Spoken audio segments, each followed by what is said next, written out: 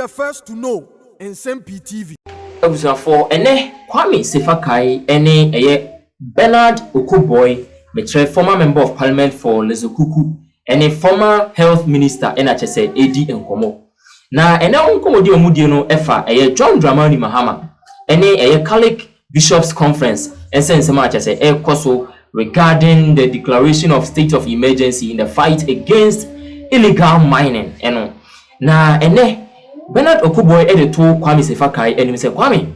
The entire NDC amenyuko no ama animu ada hwachire o mine say omuntimi fight Galamsey and as illegal mining and say all the mining communities are ewo o mine Ghana mu ha or illegal miners and support NDC amenyuko including omo presidential candidate John Dramani Mahama any omo parliamentary candidate ewo all the mining areas no. In fact Bernard Okoe make serious allegations na one Kwame Sefa Kayi edwetwe nkomo no ana omokofa aye sa Catholic Bishops Conference foi eleta omo da koma John Dramani Mahama betu mu say in fact asofu foi ka kire John Dramani Mahama say na wo ye campaign wo be ka kire yen say NPP amanyuko na failure mining in the fight against illegal mining known as Galamsey eno nti wo John Dramani Mahama de wo ba unim de first why betimi asolve illegal mining but here being the case that because of some support free illegal miners wanti and then you are telling them say declaring of state of emergency no the last option. So John Dramani Mahama now him say last option and a woman di animu e ma wo kan say na do dan ko fado and then declares a state of emergency no and it's a last option there and it's a last option no and do ho am na do into how say mo de kokoye campaign editi NPP amanyuko enne mo na maba power am sign etoto ayampia. In fact Dr. Bernard Okoe and Kwame Sefa Kayi aka Nsem-Pii and de achire John Dramani Mahama yeti ensema empanimfo edugu apono so the dangerous say time NDC catch Ghana na say Galamsey nye no uko many areas omo candidate ni bebre omo gina no bebre ya Galamsey champions as in mining champions na eneno me kan bibi kakra from Catholic bishops my latest one and another previous one. Latest one, Kwame. Now say me know the latest nyaman kutin na yedi agro. Aha. Now, unse Catholic bishops no. Omo ye one of the groups are me adma pa Kwame. Because omo kasa ehu etio. Sebi omo kasa basa. And obi anim say omo ni political interest. Omo share Ghana.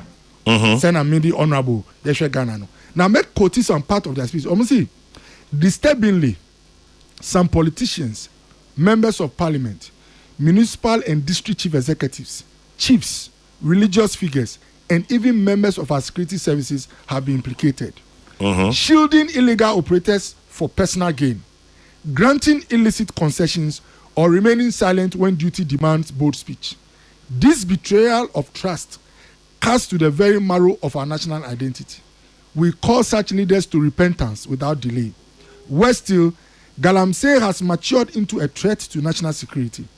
It enriches criminal cartels, breeds lawlessness, and foments violent conflicts in mining communities. Yet, in the face of this,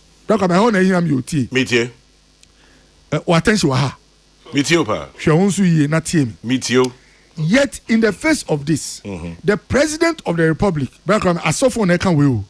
and politicians the President of the Republic, His Excellency John Dramani Mahama, appears not to grasp the existential scale of the menace.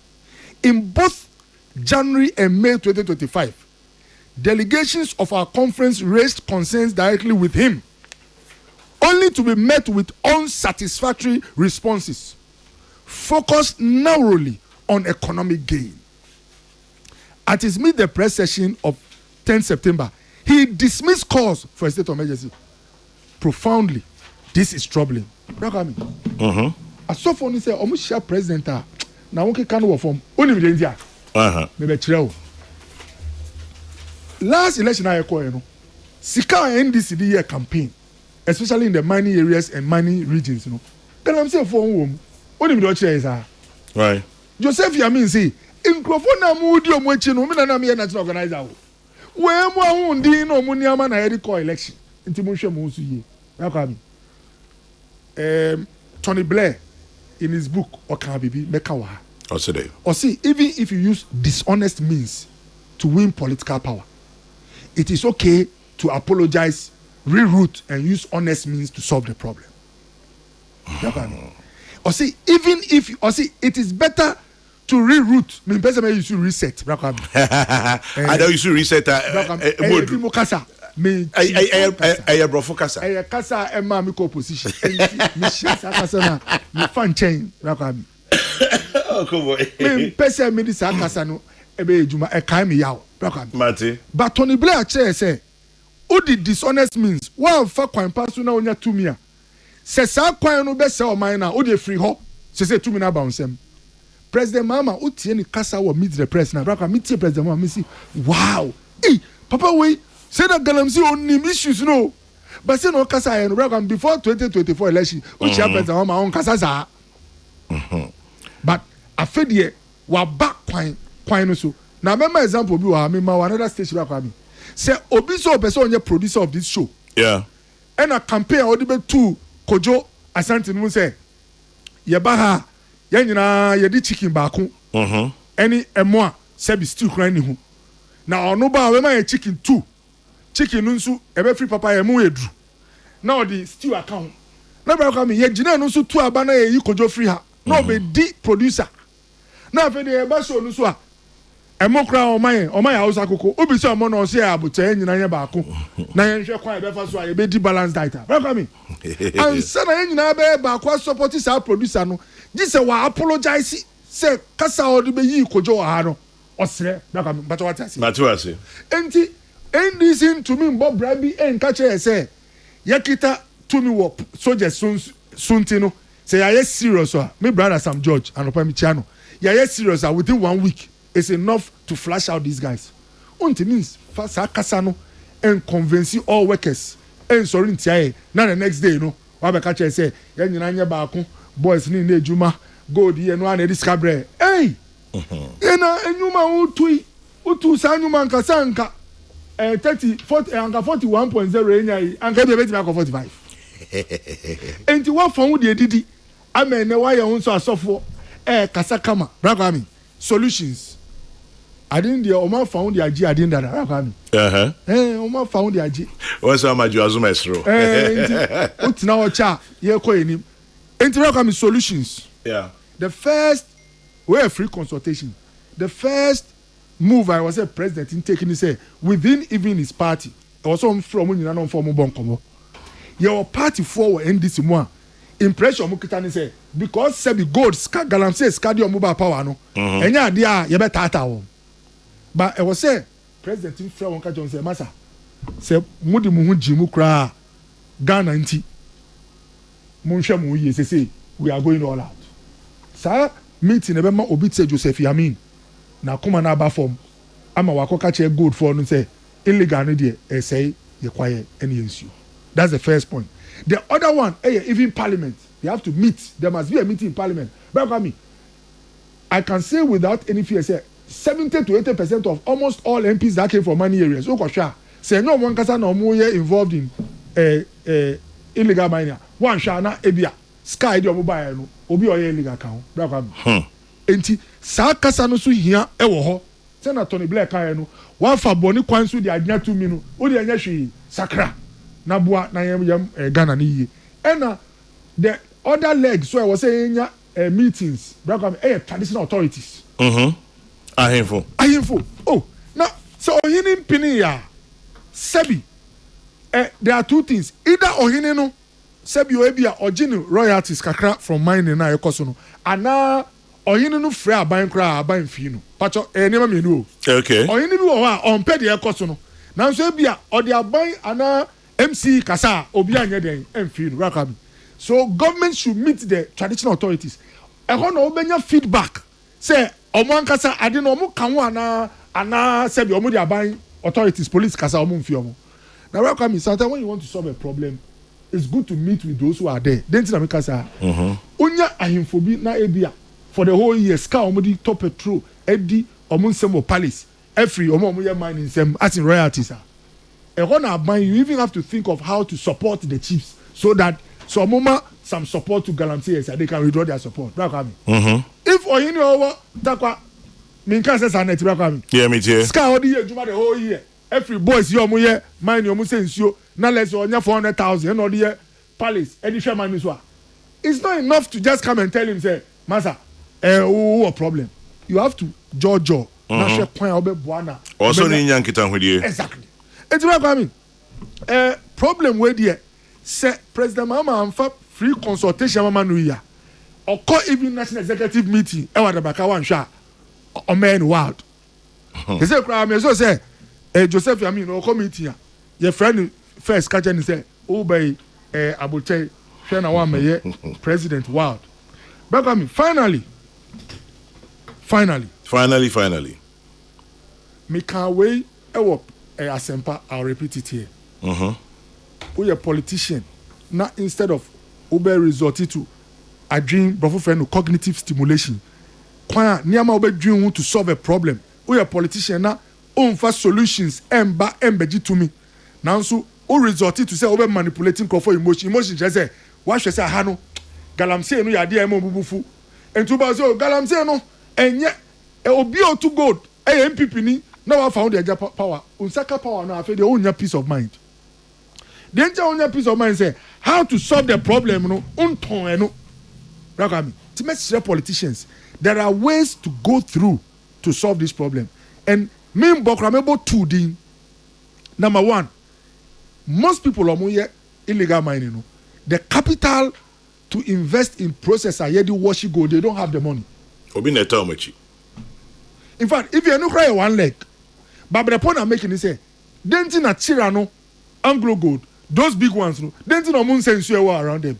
There are technology, like I mean, your structures are all put in place. Et me washing chemicals some recycle. But your boys see, Saskana editors are know. One, either they don't even know technology exists, and the money they don't have.